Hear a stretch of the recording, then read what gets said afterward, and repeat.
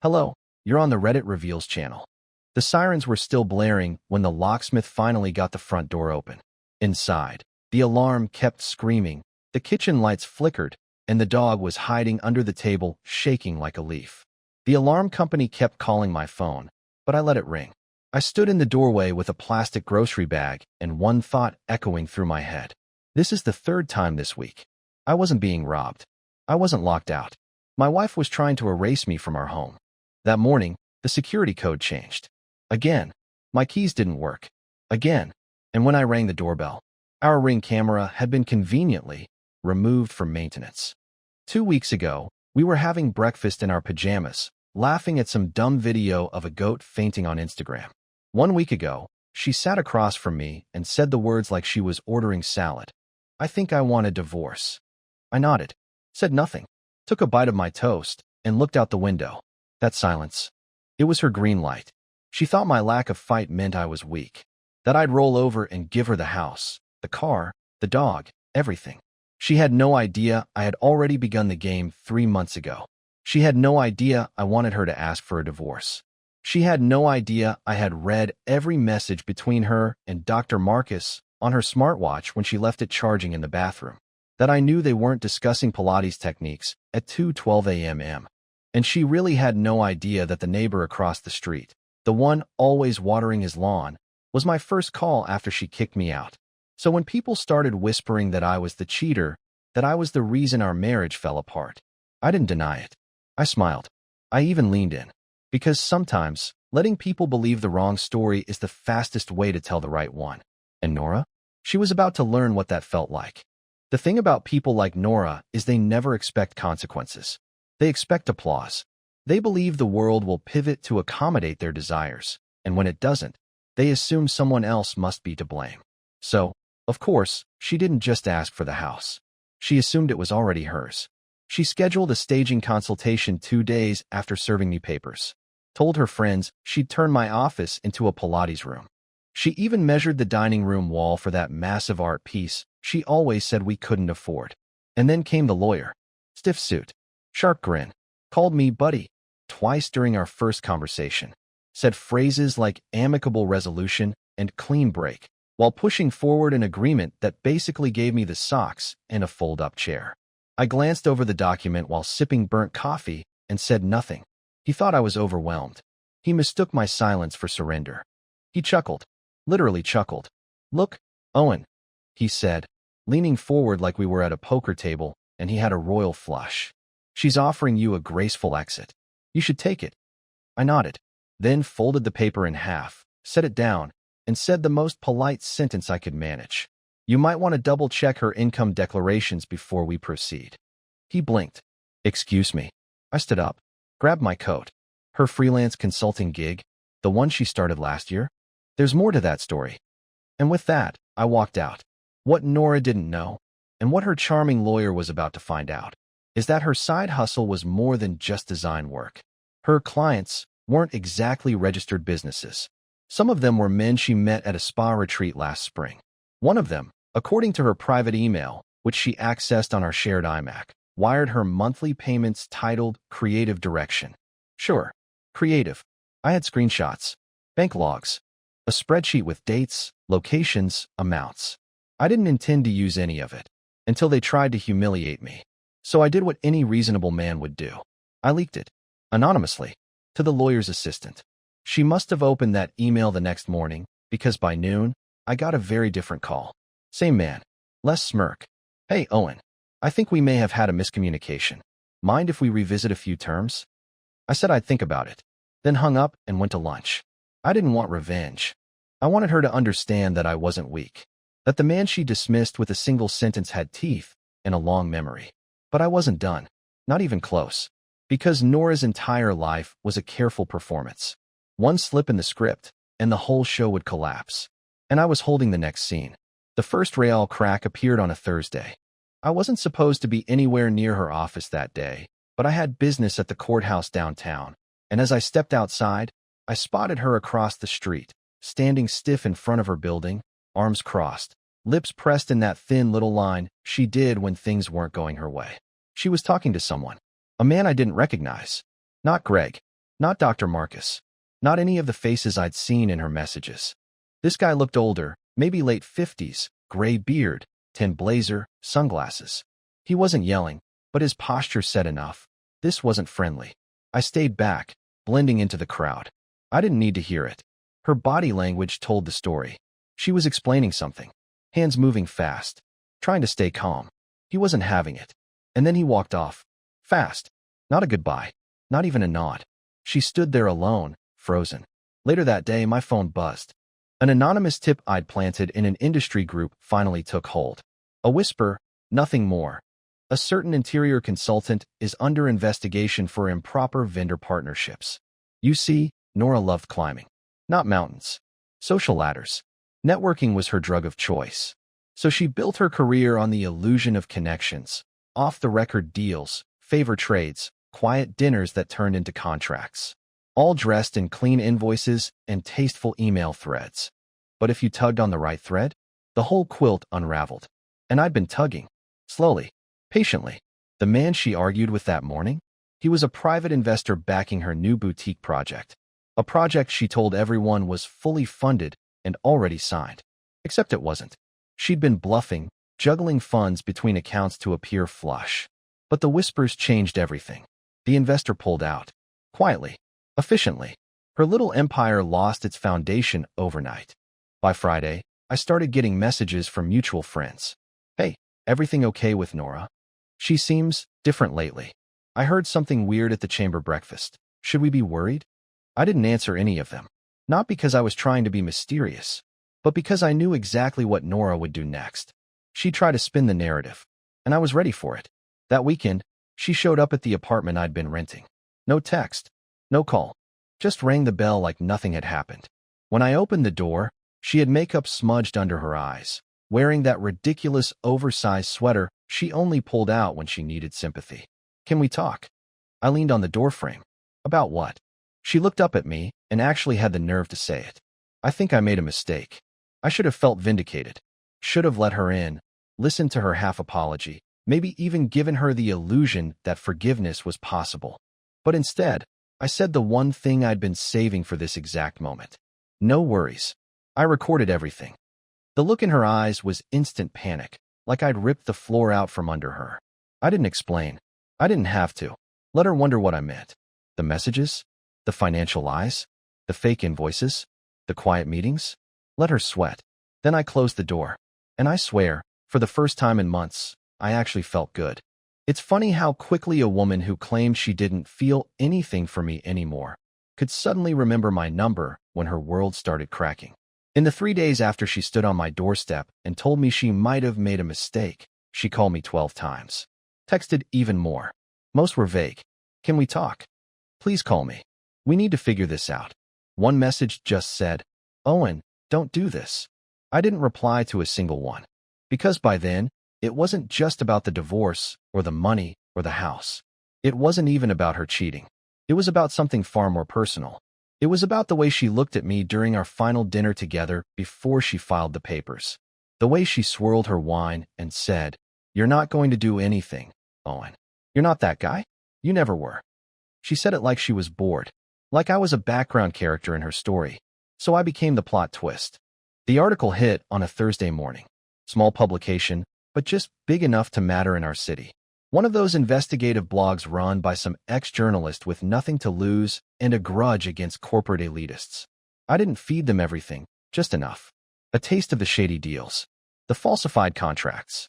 Photos of her with clients whose companies couldn't be verified anywhere online. I made sure it felt like the tip of the iceberg. By noon, the post had 800 shares. By 5 o'clock, it hit Twitter.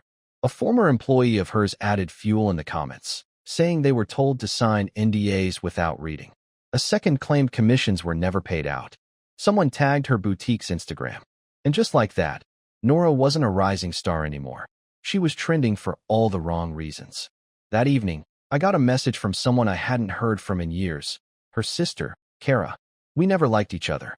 She thought I was soft, boring, too emotionally dependent, as she once drunkenly told me at Christmas dinner.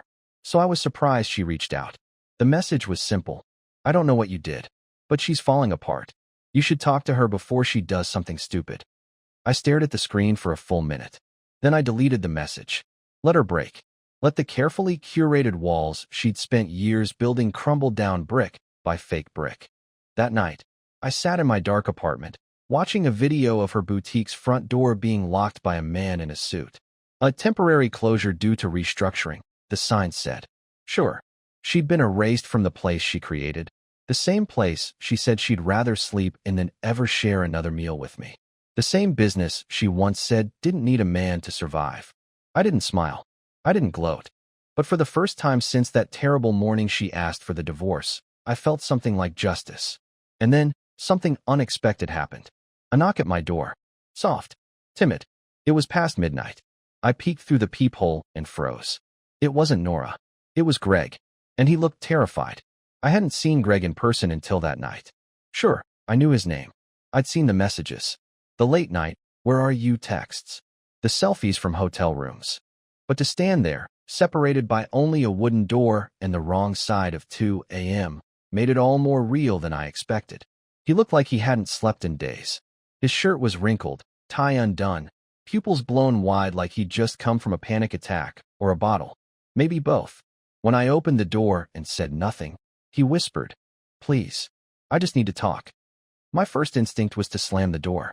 He was the reason Nora asked for a divorce in the first place. The guy she risked everything for, who wore cheap cologne and told her she deserved better. But something in his eyes stopped me. He looked scared, not nervous, not guilty, terrified. I let him in, wordlessly, mostly out of morbid curiosity. He paced like a man on the edge, glancing at the windows, rubbing the back of his neck like it was the only thing holding him upright. When he finally spoke, the words spilled out in bursts. "She didn't tell me you were keeping things." I thought, look, I didn't know about the money. I swear, man. She said it was all clean, that it was her business and I didn't need to worry. I never thought. I cut him off. "What do you want, Greg?" He stopped pacing, swallowed, then sat down on the edge of my couch like it might disappear from under him. "She's losing it," he said. "And I don't just mean her business. I mean her. She's paranoid. She said you're trying to destroy her. That you've got some master plan." I stayed silent. He kept going. "She said if anything happened to her, everyone would assume it was you. She even told people you used to hit her." My blood turned cold. Greg held up his hands. "I don't believe it. Okay, I don't. I've seen you in court. I've watched how you handled this whole thing. You're calm. Too calm. It's not normal." "Maybe because I didn't cheat on my wife," I said flatly. He nodded. "Right. That's fair. But you need to understand, she's spinning out. She's rewriting the story, and she's good at it. Really good. You keep poking her, she'll burn the whole house down and tell everyone you lit the match." It wasn't a warning. It was a plea. He stood up and looked me in the eye. "Just let it go? Please. Whatever you're holding on to, whatever cards you think you've got left, fold, for your own sake." And then he left. No handshake. No apology. Just vanished into the night, leaving a trail of fear behind him. I sat there for over an hour, staring at the front door, wondering which part shook me more, that Nora would stoop so low, or that Greg thought I was capable of doing worse. The next day, I got a call from the detective assigned to our case, the one handling the anonymous complaint I'd filed months ago about financial misconduct tied to her boutique's accounts. He sounded amused. "We're closing the file," he said. "She's withdrawn her application for expansion, and one of her partners came forward. Looks like she's out of the game for a while." I should have felt relief.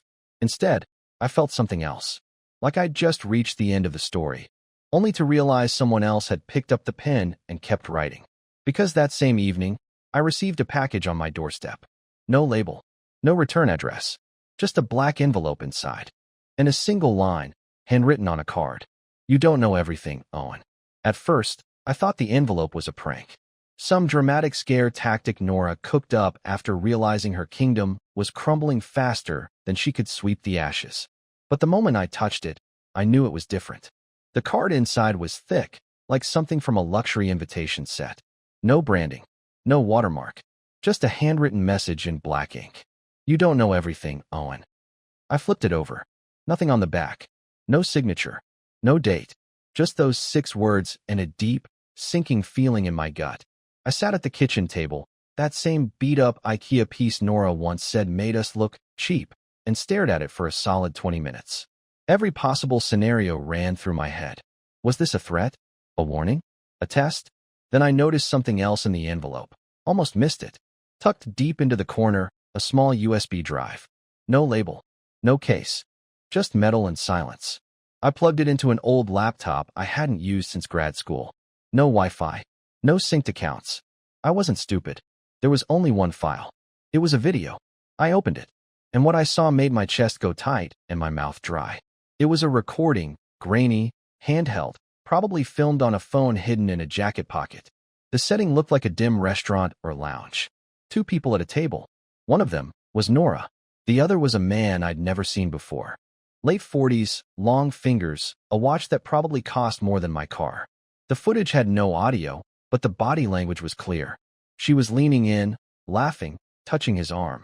He was smiling back. Too much, too easy. Then she pulled out a folder from her bag. Papers. He skimmed through them, nodded, and slid something across the table. I paused the video. Zoomed in.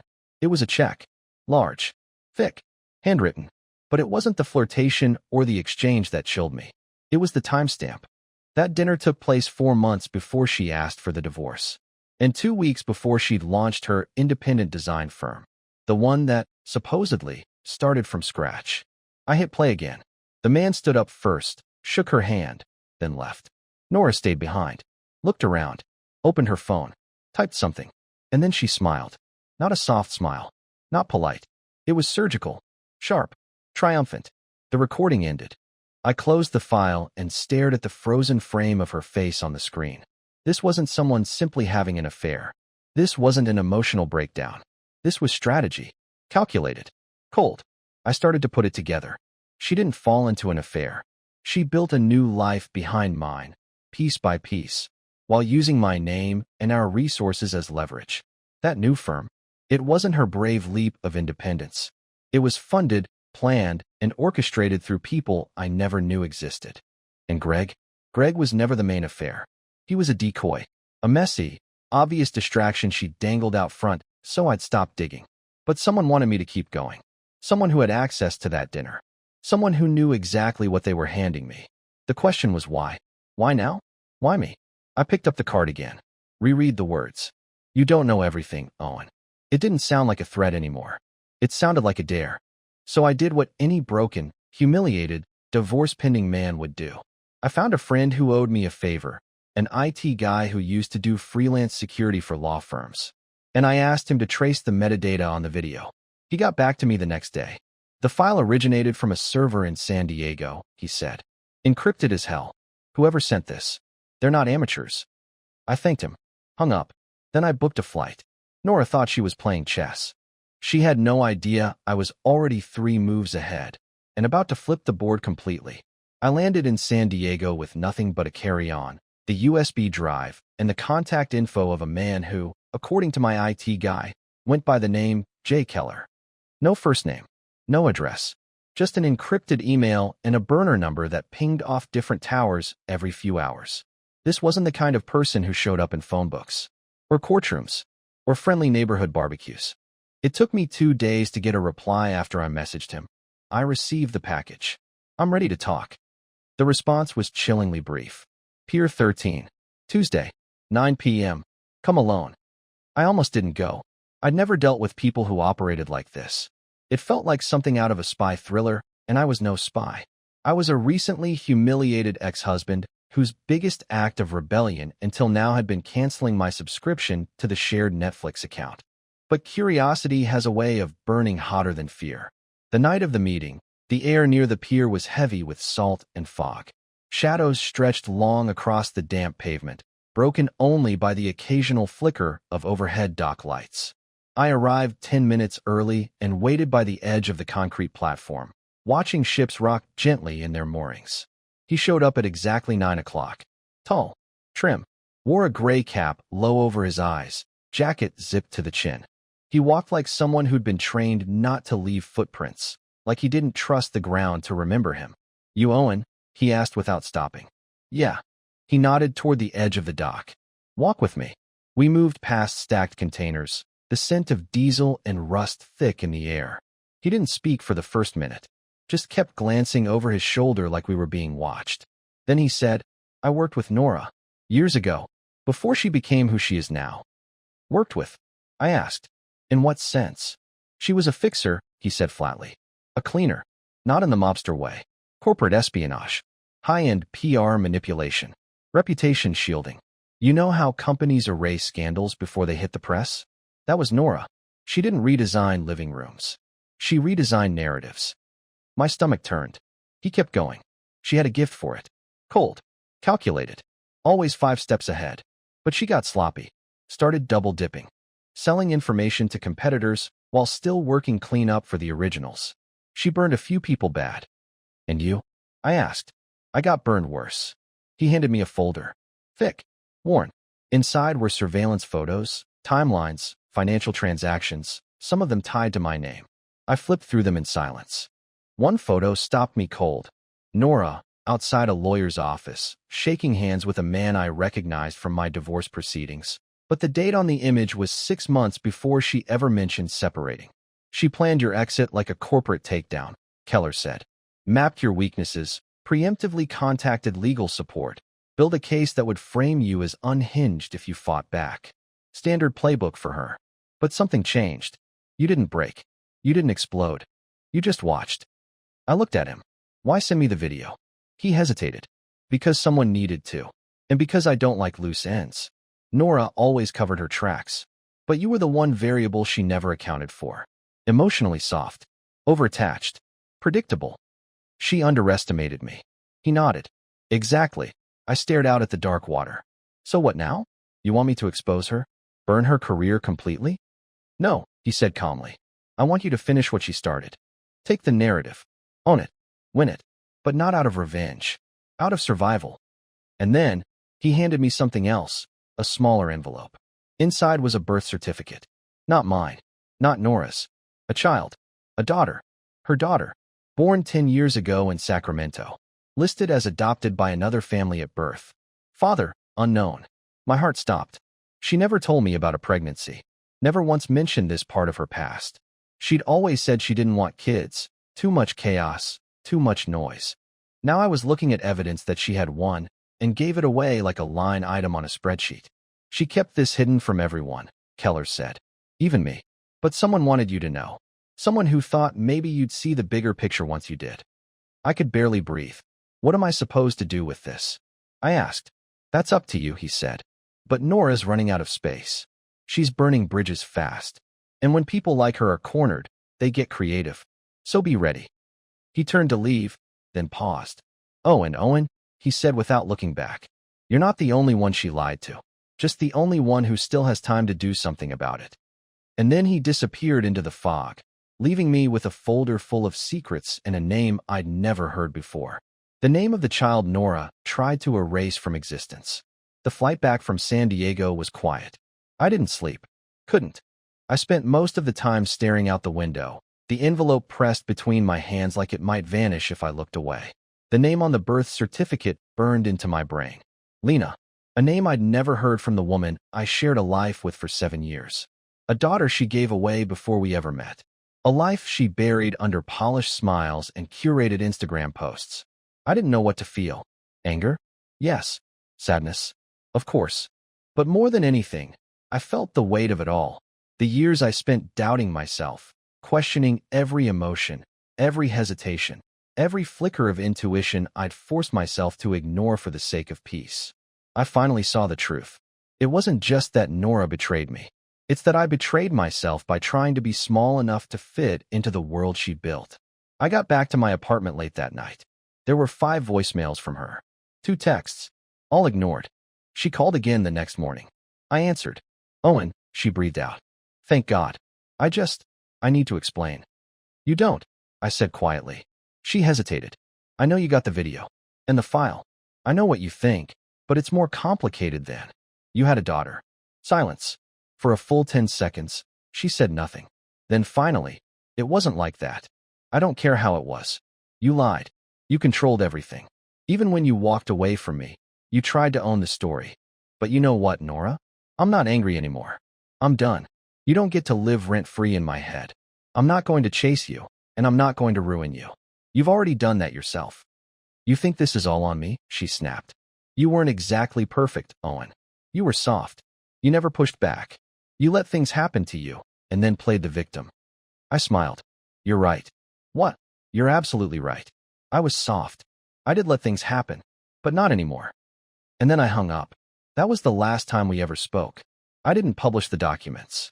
I didn't send the photos to her clients or post the video online. I deleted everything. Not because she didn't deserve it, but because I deserved to move on without carrying her around like a weight chained to my chest. The legal proceedings ended quietly. She stopped fighting once her business went under and her investor connections evaporated. I walked away with more than I expected, financially speaking. But none of that mattered as much as the day I got a letter in the mail from a family in Sacramento. Inside was a photograph. A girl, maybe 10 years old. Bright eyes. Crooked smile. No explanation, just a sticky note on the back. We thought you should see her. I don't know who sent it. Maybe the adoptive parents. Maybe Keller. Maybe even Nora, in some moment of clarity. But I keep that photo on my desk now. Not as a reminder of what she did, but of what I survived. It's been 6 months. I moved cities. Started fresh. Got a new job working in community outreach, helping kids, ironically. I joined a local band again, just for fun. We're not great, but it feels good to play. And the other day, after a small performance at a coffee shop, a woman came up and said, "You look lighter," like someone who finally let go of something heavy. I smiled, because for the first time in a long time, I really had.